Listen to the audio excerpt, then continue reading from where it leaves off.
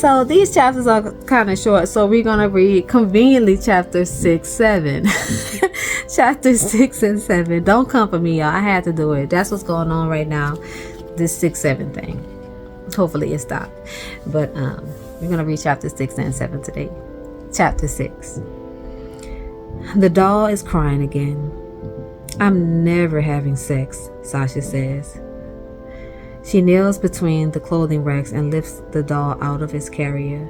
The saleswoman folding clothes by the register looks over at us. Sasha lifts the doll's shirt up and inserts the key dangling from the bracelet around her wrist into the small of the baby's back. It continues crying. That's what they want you to say, I tell her over the noise. I glance over my shoulder at the saleswoman. I think she thinks that it's real, I say. A few moments later, the doll's crying winds down. Sasha still holds it slung over her arm with the key twisted in it. If she takes it out before 2 minutes are up, it will start crying again. And if the computer chip inside the doll records that she ignored it, Sasha will get a failing grade for the project and at least a C- in her family science class. Sasha looks over at the saleswoman and shrugs. Well, it's working, she says. I'm never going to have sex. Does Alex know? I say. I turn back to the sale rack and continue to flip through the clothes. If it starts crying during the movie, I'll break it to him then, Sasha says, and I smile. The boys are supposed to be meeting us later. It's been a good semester. I like our new friends and my new clothes. I'm going to have straight A's and B's when school lets out for Christmas, and our agreement said Mom wouldn't be allowed to say anything about how I dress as long as my grades didn't slip. I hold up a black faux corset with thick lace straps. Sasha raises her eyebrows. I could wear it with a cardigan, I say. This time she laughs at me, but I'm serious. I like the idea of mixing something sexy with something school-marmish. I walk over to the saleswoman. I want to try this on, I say. She looks up at me and nods. I see her eyes flicker over to where Sasha kneels, strapping the doll back into its seat. I follow her over to the dressing rooms and watch her unlock the door. Thank you, I say. How old are you girls? She says to me with her back still turned. 15, I say. Sasha's birthday isn't until March, but I give her my age anyway. She says and turns to leave. Part of me hates this woman, and part of me wants to grab her sleeve and tell her that I'm actually a good kid. It's a doll, I say. She turns to face me. What? It's a doll, a school project, I say. She narrows her eyes at me and walks away. It's an hour later at a cheap jewelry store while Sasha is looking for a necklace for her little sister that I see, the tiara. It's silver with clear rhinestones, the kind they used to crown the homecoming court just 2 months ago. We laughed and rolled our eyes at the tradition, but at the time, I'd wanted a crown, just not what it symbolized. I pick it up and slide the combs into my hair to hold it in place. I admire my head, turning it back and forth in the mirror, then step back to get the effect with jeans and a t-shirt. I like it. What are you going to do with that? Sasha says, coming up behind me at the register. Wear it, I say, every day. Hello, Your Highness, Jamie says to me when we meet them later outside the mall's movie theater. I'm thrilled to have his approval. I reach out and take his hand and he kisses me. Hello. During the movie, the doll starts crying again, and Sasha and I meet each other's eyes and start laughing. We laugh so hard that I have to go out with her into the hall while she sticks the key in the doll. We stand in the hall laughing together, her with her doll and me with my tiara, and people passing by give us all strange looks. Next scene. It was a good time for us the first semester. It was the sort of happiness that fools you into thinking that there is still so much more, maybe even enough to laugh forever. Chapter 7. So why have you been wearing that tiara? Vinny says. The way he says it reminds me of the way he asked me why I dyed my hair, but for some reason it pisses me off this time. Because I like it, I say. It is Christmas Eve, and we are setting the dining room table with my mother's wedding china.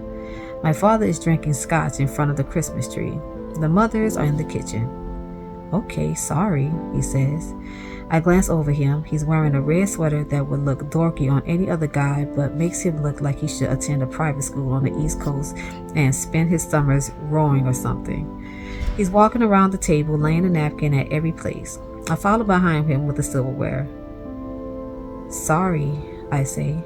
It's cool, Finney says. It's hard to make him angry. It's just that I get asked that enough at school. Then why do you wear it?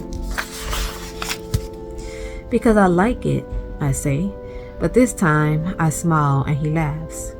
At dinner, the mothers let us have half a glass of wine each. I'm secretly giddy to be treated like an adult, and the wine makes me sleepy. Your father spends a lot of time talking to Finney about being the only freshman on the varsity team. He seems pleased to have something to talk about with one of us, as if Finney and I are interchangeable, as if his duty to either one of us is the same. Either one of us.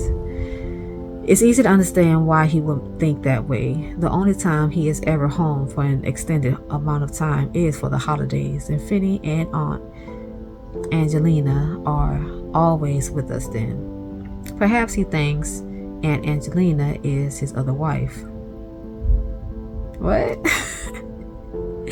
Mom and Aunt Angelina talk about every Christmas they can ever remember and compare them to this Christmas. This is what they do every year. Every year is the best Christmas ever. I wish I could always believe that it is the best Christmas ever, but I can't because I know when the best Christmas was. It was the Christmas when we were 12, our last Christmas in elementary. It snowed the night before Christmas Eve that year. I had a new winter coat and mittens that matched my scarf. Finney and I walked down to the creek and stumped holes in the ice down to the shallow water. The mothers made us hot chocolate and we played Monopoly until my dad came home from the office, and nothing mattered except that it was just Christmas. It hasn't snowed for Christmas since then, and every year there has been more and more other things that matter, and it has felt less and less like Christmas. Jamie is spending Christmas with his grandmother in Wisconsin, and I am pleased to be missing him. It is a dull ache that I enjoy prodding. Jamie, I think. Jamie, James. And I remember his tongue in my mouth. I don't like it as much as I thought I would, but I'm getting used to it. I tell him that I love him all the time now, and he hasn't said anything else about having sex. He gave me a new journal for Christmas, and even though I haven't filled up my old one yet, I'm going to start it on New Year's. He'll be home by then, and we'll spend it together. Jamie, James. Autumn, my father says. Are you the sugar plum fairy this year? There's a silence at the table as I try to understand what he means. Then I see my mother bite her lip, and I realize he is talking about my tiara. He has not noticed that I have worn this tiara every day for the past 3 weeks. I take a breath. Yeah, I say. Just thought I'd make the dinner a little more festive. He smiles at me and takes a bite of ham. He is pleased with himself. My mother says something to Finney, and slowly the conversation at the table resumes. After a few minutes, I excuse myself and go to my room. I bought some posters, Jimi Hendrix rolling on stage with his guitar, Ophelia drowned and looking up at the sky, a black and white photo of a tree without leaves. I like the effect they have on the lavender and white rum, like the corset and the cardigan, like my tiara with the ripped jeans. I don't look at the posters though. I lie down on the bed and look at the ceiling. When someone knocks on my door, I pretend I'm asleep. A moment later, the door opens anyway, and Finney sticks his head in. Hey, he says. They said to tell you that we're done eating. Okay, I say, but I do not move. I'm waiting for him to leave. He doesn't though. He keeps standing there like I'm supposed to do something.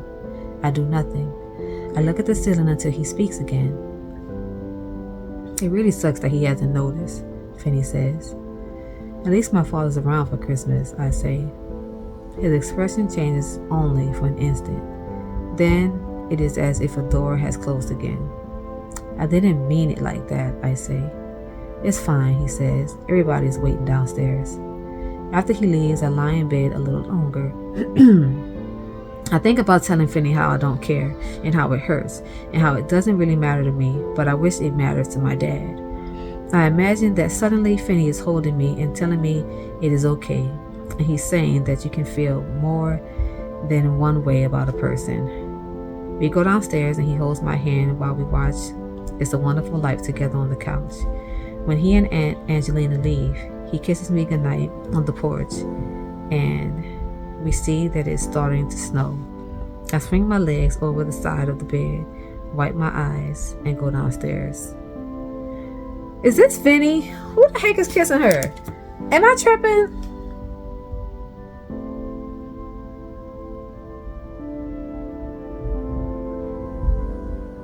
I imagine this suddenly Finney is holding me and telling me it's okay. He's saying,